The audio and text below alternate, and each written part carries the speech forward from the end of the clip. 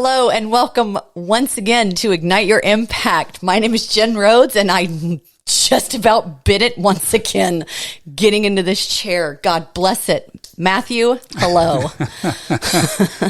I don't mind that happens every time we intro because it makes me smile and I need to smile more. I'm like navigating and don't bump the equipment. We're recording.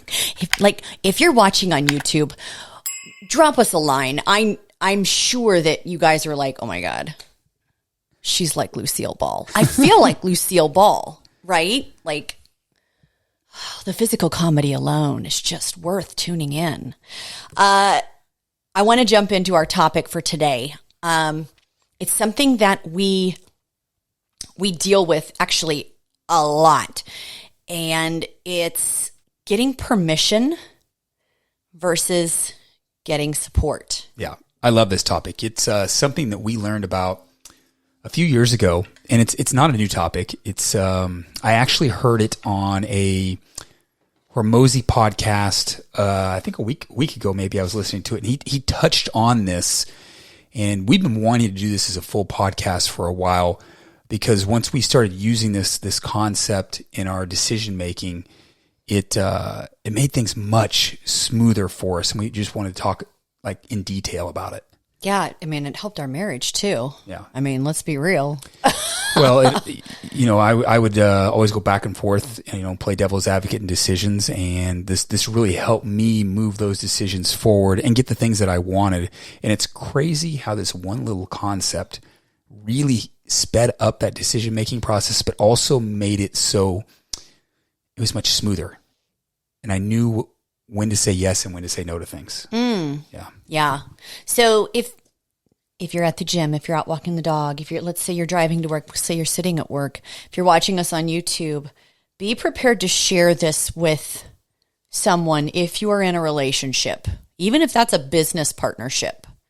Be prepared to share this because,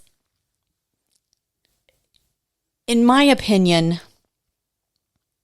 what we're about to lay out is going to give you the tools and the tactics to be assured that decision making can be great, right? Like we can definitely speed up your learning with this one. Yeah, I like how you use that example. I was just thinking of your partner, your spouse, but even a business partner. Even a business, like when we're making business decisions, how much did we used to just, and him-haw is a negative connotation, but just devil's advocate is better. Like, yeah. Okay, what line are we walking? Do you want me to do this or not? Because I can't tell.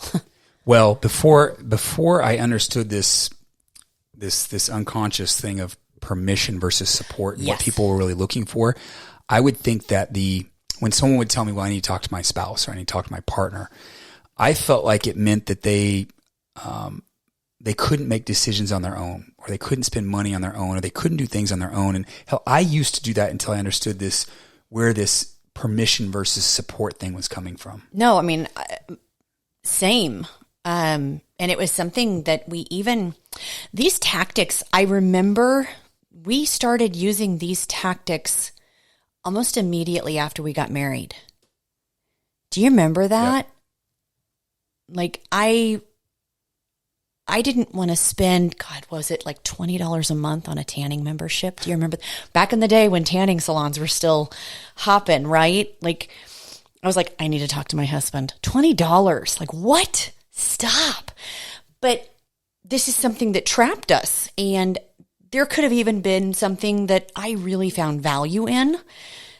And when price came up, I would think, oh man, I really need to talk to Matt about this. I think that's important. I should probably just ask his permission.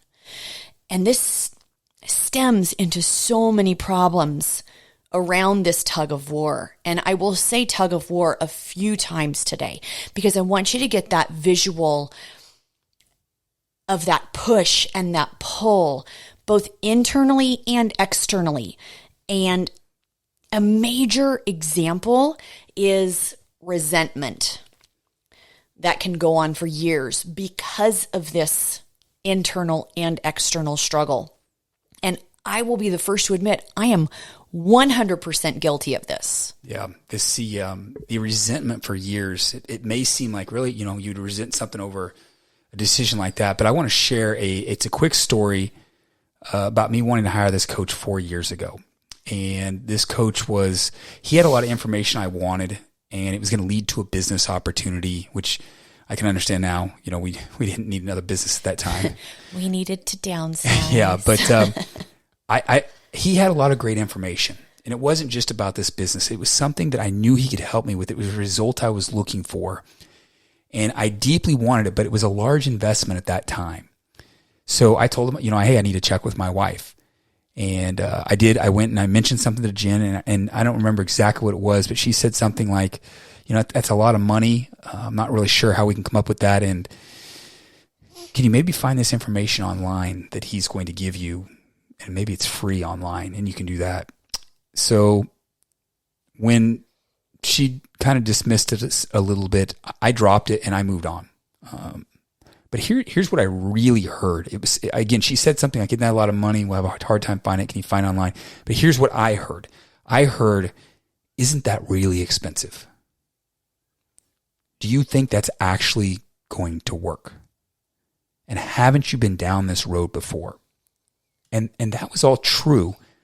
But I deeply had been thinking about this for a long time, and I really wanted to hire this person. Well, as I said, I didn't hire him, and I didn't see any results. I was staying the same. I wasn't growing. I just felt like if I would have hired this person, I would have grown in the direction that I wanted to. And what did I do since I didn't hire this person? I blame Jen. If she just would have let me hire this person, this coach, I might be in a different place. We might be better off. And it burned in me, week after week, month after month, year after year. It kind of kept creeping up that, man, we could be in a different place if she really gave me permission to go out and start working with this person. That's powerful. You mentioned earlier my statements and the interpretation you had of those statements. And I will say, I know we've talked about this in the past. My interpretation of my statements was, do I need another effing business to run? Like that's ultimately what was behind my language. And you can already tell, like the examples that Matt gave, neither were being interpreted correctly, right? Yeah. Like I wasn't giving him permission, but he was also like, yeah, we're going to do this. I'm like, no, I don't want another business. But that's powerful, right? I've talked to so many ladies over the years that have said they've been following me for years and were concerned about getting permission to get started, right? That initial investment in themselves and the fear of being told no, and that they actually resent themselves for waiting. I wish I would have jumped in sooner. I wish I would have found you sooner. I've heard that a lot lately. And the resentment for their partner for not saying, yeah, go do it. I believe in you. And a few of them like internally work the numbers, like, how can I just hide this from him? Or even worse, when they do commit, oh my God, don't tell him how much I spent on myself. Like, you're already cursing this. Like, you're already saying that this isn't going to work and he's going to hold it over my head. Like, think about all that language with those little statements, right? Yeah, that's what it's like. And it even goes beyond like that one thing. Like back to my story, I started to think Jim was holding back in other areas because of that initial kind of, I'm not really sure about this. I started thinking there was other areas that maybe she wasn't giving me permission to grow and doing things. And it just starts to spiral from there, and it starts to affect your relationship and how permission and support and all those things that are going into that. And that's where it goes. But I want to fast forward a few years. I did hire a different coach in a totally different vertical. And this was one to help me specifically. And I will tell you, I took a different approach this time because Jen and I still were not on the same page. So the first approach, we weren't on good terms. Yeah, the first approach was I asked for her permission. I felt like she denied me her permission. This time, I was sure I wanted this coach, so I went ahead and hired him. And I hired him behind her back. I didn't tell her about it. And it worked. We're here today. but I would highly suggest you don't do that. Yeah, that was the proverbial fork in the road. Yeah. That was the that is a very defining moment in our marriage, and I will say I'm grateful for it. That's not the permission or support we'll get into. That's the so wrong way many to do lessons it. like But it all worked out. it did. It worked out in the best way possible. So I'm proud of you for giving yourself permission. Yeah. How about that? But yes, there is an easier way to do this. We don't have to have this internal struggle, and we don't have to have this external struggle either. After this coach was hired, our mentor, we then started hiring other coaches as well. And as many of you know, sorry, my arms are itchy. As many of you know, we've done a lot of mindset work in those years fast forward. And we figured out very quickly how this permission versus support decision-making process works. Yeah. So our hopes in this podcast, it's going to be a pretty short one today. Our hopes in this podcast is that we save you, our viewers, our listeners, a lot of time, a lot of money, and a lot of struggle by sharing this. And that's what this podcast is all about, right? We just want to speed up your learning by sharing our own experiences. Do not take our path. Use our cheat codes. So, current example, actually was probably about a year ago. Yeah, it was about a year ago. I found a coach that was an expert on Facebook groups. And I don't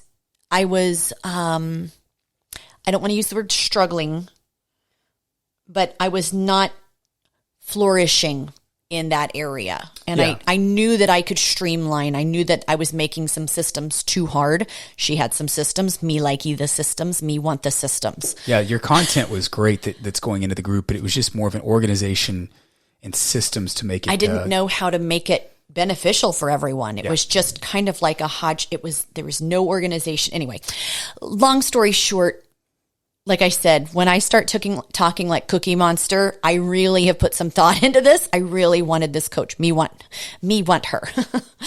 And my business hadn't like skyrocketed like it has in the last year. So I knew that there was some room for growth. There was also some concern like, man, can I foot this bill? This is a pretty big price tag. Am I going to be able to back this shit up? But I knew in my mind, I knew in my heart I could. And so I used this permission versus support. Here's how it played out. Does Matt support this situation I'm in now? No. He knows I'm struggling in this area. He knows I'd like some more support. If I found something or someone that would help me, would he support that? I think so, yeah. Yes.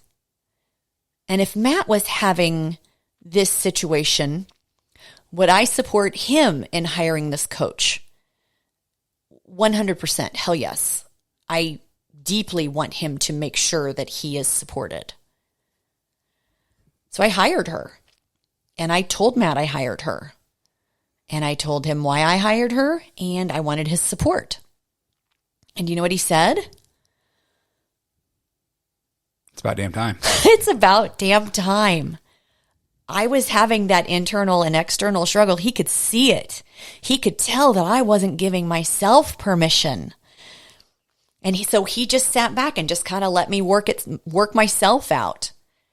Luckily, he didn't need to intervene and say, you have my permission. I was able to go through these questions and speed up my learning so that I could give myself permission to say yes.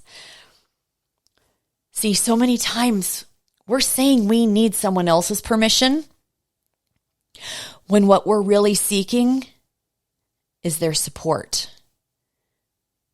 And if you're in a relationship or a partnership, whether that's loving or a business, I can guarantee that the other person wants to support you.